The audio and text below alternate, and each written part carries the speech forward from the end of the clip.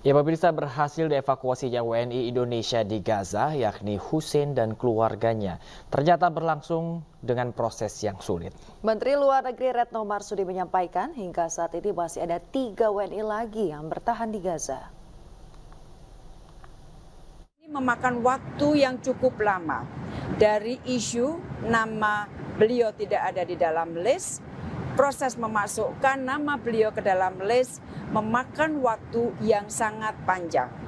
Dan begitu nama-nama beliau sudah berada di dalam list, evakuasi juga belum dapat dilakukan karena pintu perbatasan tidak dibuka dengan berbagai alasan situasi lapangan.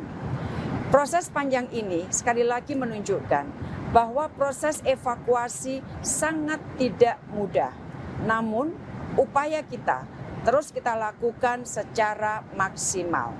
Dan dengan sudah keluarnya keluarga Pak Hussein dari Gaza, maka 2 keluarga Indonesia sudah berada di luar Gaza. Dan menyisakan 3 WNI, saya ulangi, menyisakan 3 WNI yang tinggal di sekitar Rumah Sakit Indonesia. Sampai saat ini, beliau bertiga memutuskan untuk tetap tinggal di Gaza. Kementerian Luar Negeri terus melakukan komunikasi dengan ketiga warga negara Indonesia tersebut dan juga dengan perwakilan Mercy di Jakarta untuk memastikan kondisi mereka dalam keadaan baik. Pejabat Bupati Sorong Yan Pit Moso terjaring operasi tangkap tangan Komisi Pemberantasan Korupsi pada Senin dini hari. Ya, Yan Pit kemudian diperiksa di Polresta Sorong Kota dan selanjutnya diterbangkan ke Jakarta.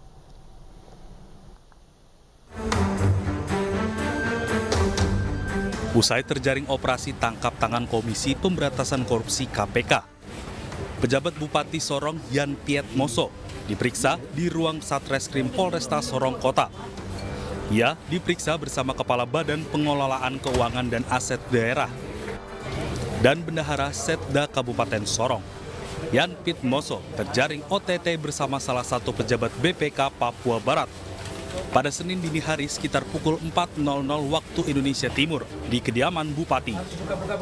Selanjutnya, Yan Piet Moso menuju Bandara Domine Edward Osol Sorong untuk diterbangkan ke Jakarta didampingi tim penyidik KPK. Pejabat Bupati Sorong ditangkap terkait dugaan gratifikasi kepada oknum BPKP Papua Barat guna membersihkan temuan pemeriksaan BPKP yang saat ini tengah memeriksa keuangan di wilayah itu. Dari Sorong, Papua Barat Daya, Chandri Suripati, Ayus melaporkan. Kita ke informasi selanjutnya, pemirsa. Pengurus dan anggota dari Konfederasi Serikat Pekerja Seluruh Indonesia mendatangi kantor PPK GBK di Senayan, Jakarta. Aksi ini digelar karena adanya ancaman terhadap para karyawan hotel dan apartemen yang masih bekerja. Konfederasi Serikat Pekerja Seluruh Indonesia menyampaikan keluh kesah pasca dikeluarkannya somasi terbuka oleh kuasa hukum PPK GBK dan ancaman pidana terhadap karyawan hotel dan apartemen Hotel Sultan yang masih bekerja. Ancaman tersebut membuat karyawan takut dan suasana kerja menjadi tidak nyaman. Selain itu, KSPSI memprotes keras tindakan penutupan jalan masuk hotel dan apartemen secara permanen. Hal ini berdampak pada penurunan penghasilan hotel yang berimbas pada penghasilan pekerja.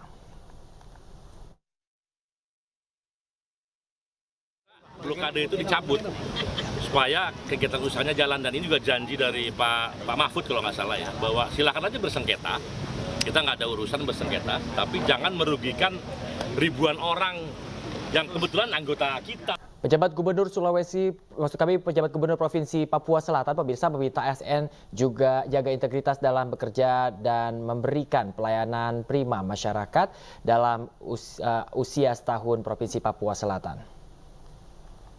Pemirsa, di usia setahun Provinsi Papua Selatan, upacara peringatan digelar di lokasi rencana pembangunan pusat pemerintahan KTM Salor di atas lahan sebesar 152 hektar.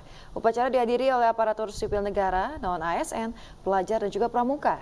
Pejabat Gubernur Provinsi Papua Selatan memberikan amanat agar ASN harus melaksanakan tugas dengan sebaik-baiknya dengan fokus, jaga integritas dan juga jaga keseimbangan. Kepada seluruh lapisan masyarakat diharapkan bahu-membahu mendukung pembangunan Papua Selatan.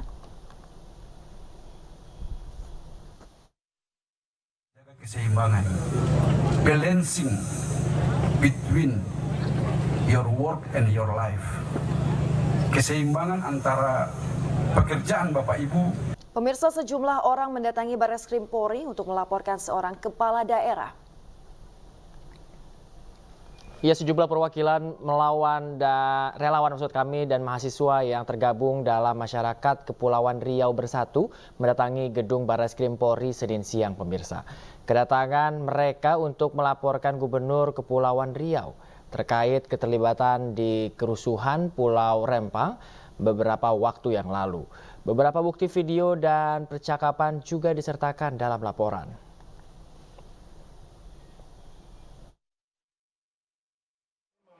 Beberapa bukti media, kemudian juga kami membawa bukti-bukti percakapan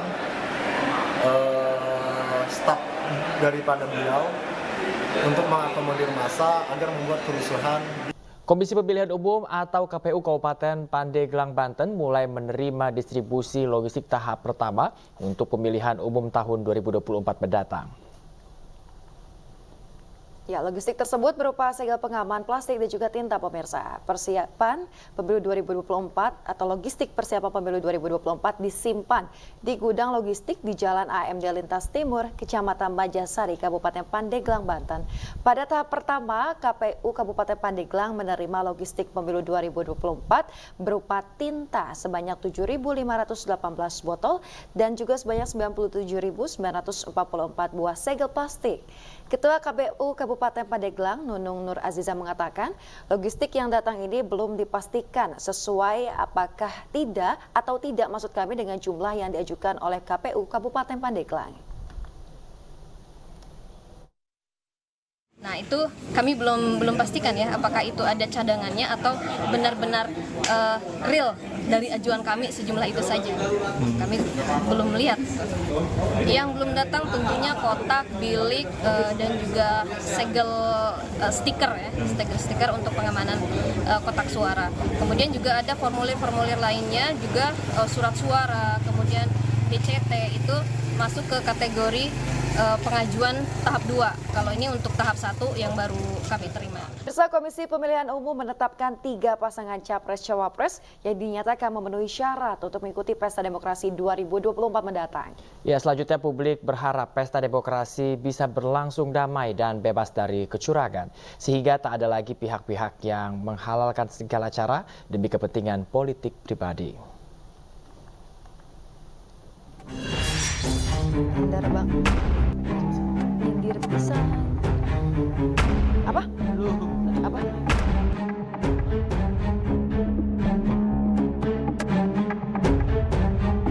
Komisi Pemilihan Umum menetapkan 3 pasangan calon presiden dan calon wakil presiden untuk berlaga di Pesta Demokrasi Pemilu 2024. Ketiganya yang dinyatakan memenuhi syarat adalah pasangan Ganjar Pranowo Mahfud MD, pasangan Prabowo Subianto Gibran Rakabuming Raka, dan pasangan Anies Baswedan Muhaimin Iskandar. Bagaimana tadi yang telah dijelaskan oleh Ketua KPU Republik Indonesia, ya, KPU telah menyatakan ya bahwa pasangan calon presiden dan wakil presiden Haji Anies Rashid Baswedan PhD dan Dr. Honoris Causa Haji A. Muhaimin Iskandar yang diusulkan oleh partai politik, Partai Nasdem, Partai Kebangkitan Bangsa, Partai Keadilan Sejahtera telah dinyatakan memenuhi syarat dan dinyatakan sebagai pasangan calon presiden dan wakil presiden untuk pemilu serentak 2024. Selanjutnya, untuk pasangan calon presiden dan wakil presiden Haji Ganjar Pranowo SHMIP dan Profesor Dr. Haji M. Mahfud MD yang diusulkan oleh partai politik PDI Perjuangan, Partai Persatuan Pembangunan, Partai Perindo, Partai Hati Nurani Rakyat telah dinyatakan memenuhi syarat sebagai pasangan calon presiden dan wakil presiden untuk pemilu serentak 2024. Selanjutnya, untuk pasangan calon presiden dan wakil presiden Haji Prabowo Subianto dan Gibran Rakabuming Raka ya, yang diusulkan oleh partai politik, Partai Gerakan Indonesia Raya, Partai Golongan Karya, Partai Demokrat, Partai Amanat Nasional, Partai Solidaritas Indonesia, Partai Bulan Bintang, Partai Garda Republik Indonesia telah dinyatakan memenuhi syarat sebagai pasangan calon presiden dan wakil presiden untuk pemilu serentak 2024. Sementara itu, dalam pidato politiknya, Ketua Umum PDI Perjuangan Megawati Soekarno Putri meminta masyarakat mengawal jalannya pemilu 2024 agar bebas dari segala bentuk kecurangan. Putusan syarat usia Capres-Cawapres di Mahkamah Konstitusi beberapa waktu lalu dinilai merupakan salah satu bentuk upaya manipulasi hukum untuk kepentingan politik perorangan. Kemudian pencopotan baliho Capres di sejumlah daerah, pemasangan CCTV di kantor KPU Jombang dan kedatangan sejumlah aparat ke kantor DPC PDIP Solo sempat mendulang sorotan. Kedepan KPU dan Bawaslu diminta lebih adil, jujur, dan transparan dalam menjalankan tugasnya sebagai penyelenggara pemilu. Seluruh aparatur sipil negara, TNI dan Polri bisa terus mengedepankan netralitas. Dan seluruh peserta pemilu dapat bertarung sesuai aturan, serta tanpa menghalalkan segala cara untuk menang dalam kontestasi pemilu 2024. Tim Liputan iNews melaporkan. TPN Ganjar Mahfud menanggapi penetapan Capres-Cawapres oleh KPU Senin siang. Apresiasi diberikan kepada KPU dan juga aparat. Pemirsa, politisi PDI Perjuangan Arya Bima terus mengajak masyarakat untuk menciptakan politik yang beradab di tengah aroma kecurangan. TPN juga meyakini aparat TNI, Polri, dan ASN akan netral di pemilu 2024 mendatang. Kita tidak bisa memutuskan sekarang atau mengatur. Pemerintah daerah kami yakin punya aturan. Ya, masih banyak aparat keamanan yang tulus dan ikhlas menjalankan tugas pengamanan penyelenggaraan pemilu sesuai dengan ketentuan perundang-undangan yang berlaku, ya, dengan menjauhkan diri tentunya dari godaan berpihak pada salah satu pasang calon presiden dan calon wakil presiden yang terlihat di beberapa daerah. Ada beberapa oknum aparat yang nampak mulai kurang bersahabat kepada para pendukung-pendukung di tingkat desa, tingkat kecamatan, terkait terutama yang menonjol terkait keinginan narasi besar bagaimana pemilu itu bisa berjalan secara jujur dan adil. Penetapan pasangan Prabowo Gibran sebagai Capres-Cawapres oleh KPU menuai aksi penolakan oleh ratusan warga. Masa melakukan aksi tabur puga di depan kantor KPU RI sebagai bentuk kecemasan dan kekhawatiran akan demokrasi Indonesia.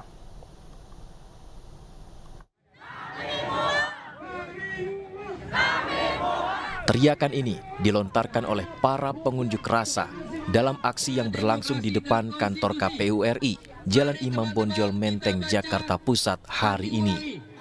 Massa aksi merasa rakyat seolah dianggap tidak tahu dan tutup mata dengan dinamika politik yang ada, termasuk kontroversial putusan MK tentang batas usia Capres-Cawapres. Untuk itulah mereka menolak ditetapkannya Prabowo dan Gibran sebagai pasangan calon presiden dan wakil presiden. Dalam unjuk rasa ini, massa membawa beragam atribut aksi dan simbol-simbol kecemasan matinya demokrasi di Indonesia. Pengunjuk rasa mendesak KPU membatalkan penetapan pasangan tersebut karena dinilai cacat secara moral dan politik. Prabowo Subianto cacat secara moral dan politik. Karena telah jelas menggunakan putusan 90 tahun 2023 yang dihasilkan melalui serangkaian proses dinamika persidangannya dilalui oleh berbagai pelanggaran etik hakim konstitusi secara kolektif maupun secara pribadi Hakim Anwar Usman. Massa juga meminta Bawaslu, ASN, TNI, dan Polri bersikap netral pada pemilu 2024 mendatang. Dari Jakarta, Rani Sanjaya, iNews melaporkan.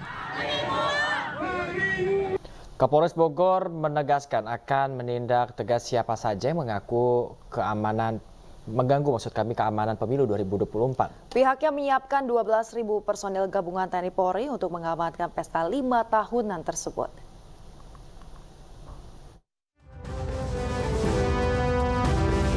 Aparat gabungan TNI Polri menggelar apel bersama di halaman Mapolres Kabupaten Bogor Cibinong. Ada 12.000 personel gabungan disiapkan guna pengamanan di wilayah Bogor Raya dalam pemilu 2024. Kapolres Bogor AKBP Rio Wahyu Anggoro mengatakan apel digelar untuk melakukan kesiapan pengamanan pemilu. Dalam apel ini, Kapolres Bogor menegaskan akan menindak tegas siapa saja yang mengganggu keamanan dan ketertiban pemilu 2024. Apabila ada orang atau kelompok yang mencoba untuk mengganggu ketertiban dalam pelaksanaan pesta demokrasi, maka perintah saya dengan Pak Dandim adalah tangkap dan proses. Jadi nggak usah pakai lama, tangkap dan proses, tangkap dan proses, dan tangkap dan proses. Apabila melawan, kita akan lakukan tindakan tegas yang berusakan yang sangat rawan. Kita bilang semuanya sangat rawan, tidak ada yang hijau. Semuanya kami bilang sangat rawan. Oleh sebab itu, kita tidak mau underestimate agar semuanya bisa melaksanakan tugas dengan baik. Jadi penekanan pimpinan, karena rekan sudah lihat di berita, TNI Polri dibilang itu ini segala macam. Ini yang perlu kami tekankan juga kepada anggota TNI Polri. Selain sinergitas, kita juga menjaga netralitas. Itu aja yang kita lakukan. Sendiri nggak begitu tidak netral? Oh ada, sesuai dengan Perkap ya. Perkap Polri ada, sesuai dengan Perpang juga ada. Itu ada, sudah ada aturannya masing-masing. Dengan apel gabungan ini diharapkan aparat TNI Polri bersinergi untuk menciptakan pemilu yang aman dan lancar. TNI Polri juga menegaskan akan menjaga netralitas dalam pesta demokrasi 5 tahunan tersebut.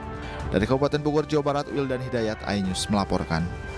Ya, menggelar safari politik Mahfud MD menemui ribuan badan eksekutif mahasiswa perguruan tinggi Nahdlatul Ulama di Kabupaten Cirebon, Jawa Barat. Ya, cawapres pendamping Ganjar tersebut meminta kaum intelektual untuk memilih calon yang baik dan halal dengan mengedepankan hati nurani.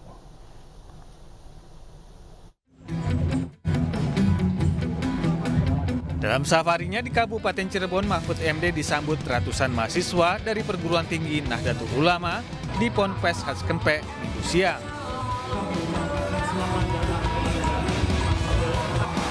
Cawapres pendamping Ganjar tersebut menemui badan eksekutif mahasiswa dari perguruan tinggi NU se-Indonesia. Dalam pidatonya, Mahfud menyatakan tidak ingin berkampanye di hadapan mahasiswa, karena ia menilai para mahasiswa memiliki hati nurani untuk menentukan pilihannya. Namun demikian, tokoh asal Sampang Madura tersebut meminta kaum intelektual untuk memilih pemimpin yang halal dan baik serta sesuai hati nurani. Mahfud juga berharap proses pemilu yang akan digelar tahun depan bisa berjalan dengan benar.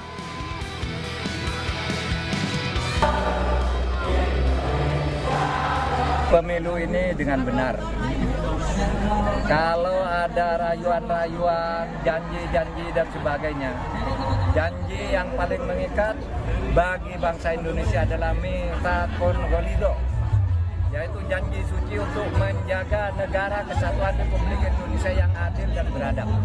Oleh sebab itu, barang siapa tokoh-tokoh sudah diikat dengan janji-janji tertentu atau diberi sesuatu agar memilih calon atau tokoh-tokoh tertentu, hendaknya itu tidak mengikat dan tidak perlu diikuti oleh anak buahnya sejauh itu tidak sesuai dengan nilai-nilai kebenaran dan keadilan.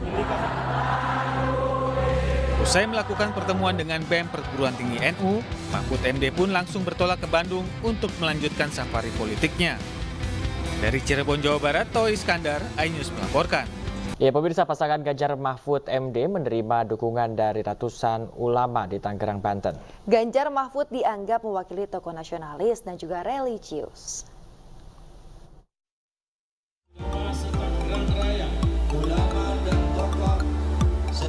Ratusan ulama se-Tangerang Raya dan ribuan jamaah Majelis Taklim mendeklarasikan dukungan untuk pasangan Ganjar Pranowo, Mahfud MD di Pilpres 2024. Deklarasi dukungan diadakan relawan Ganjar untuk semua di Pondok Pesantren Darul Ashor di Kecamatan Paku Haji, Kabupaten Tangerang, Banten.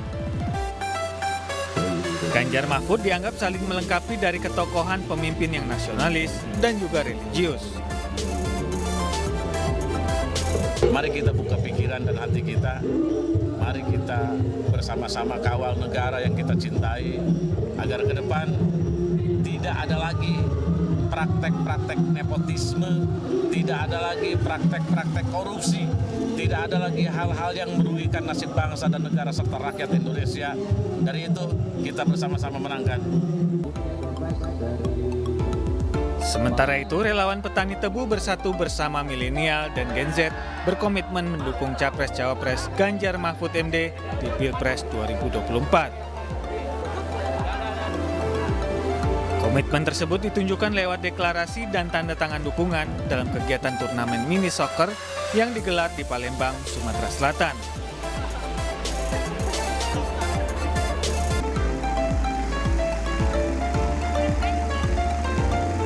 Pendukung Ganjar Pranowo dan Mahfud MD tak sekedar berkampanye dan melakukan aktivitas politik, namun juga memberikan dampak nyata bagi masyarakat. Seperti relawan orang muda Ganjar yang menyalurkan 30.000 liter air bersih di Desaku, Kecamatan Kradenan, Kabupaten Grobogan, Jawa Tengah. Bantuan itu diberikan setelah mendengar keluhan warga soal kesulitan mendapatkan air bersih akibat kemarau panjang.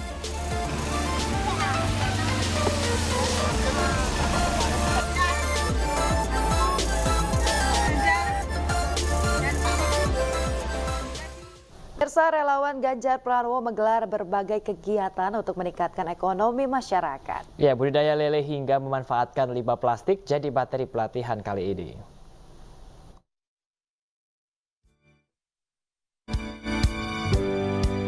Sebagai bentuk kepedulian kepada masyarakat untuk menambah penghasilan, relawan Ganjar Millennial Center menggelar pelatihan budidaya ikan lele di Lombok Barat, Nusa Tenggara Barat. Dalam kegiatan ini, para peserta mendapatkan banyak ilmu, mulai dari cara memilih bibit ikan hingga perawatan budidaya ikan lele. Untuk meningkatkan perekonomian ibu-ibu, relawan Mak Ganjar mengadakan pelatihan pembuatan bunga hias dari limbah plastik di Cilincing, Jakarta Utara. Relawan mendorong agar para peserta memanfaatkan benda-benda yang ada di lingkungan sekitar menjadi sebuah kreativitas, dalam hal ini limbah plastik. Di tengah krisis tabung gas 3 kg, relawan Serikandi Ganjar menggelar pelatihan pengolahan limbah merica menjadi biogas di Kabupaten Luwu Timur, Sulawesi Selatan. Kegiatan sosialisasi mengolah merica menjadi biogas ini dinilai sebagai langkah solutif untuk menyediakan cadangan gas rumah tangga pengganti tabung gas 3 kg. Relawan Pandawa Ganjar menggelar penyuluhan bahaya narkoba terhadap lingkungan masyarakat dan anak-anak di Desa Wagi, Sidoarjo, Jawa Timur. Dalam penyuluhan bahaya narkoba kali ini ditekankan pentingnya peran orang tua mengarahkan anaknya kepada kegiatan positif dan produktif. Menyalurkan minat dan bakat generasi muda, relawan pemuda Goa Ganjar menggelar festival dan lomba lagu Bugis Makassar di Kabupaten Goa, Sulawesi Selatan. Festival ini bertujuan untuk mempertahankan eksistensi budaya agar tidak dilupakan generasi muda di tengah kuatnya arus budaya luar yang masuk ke Indonesia.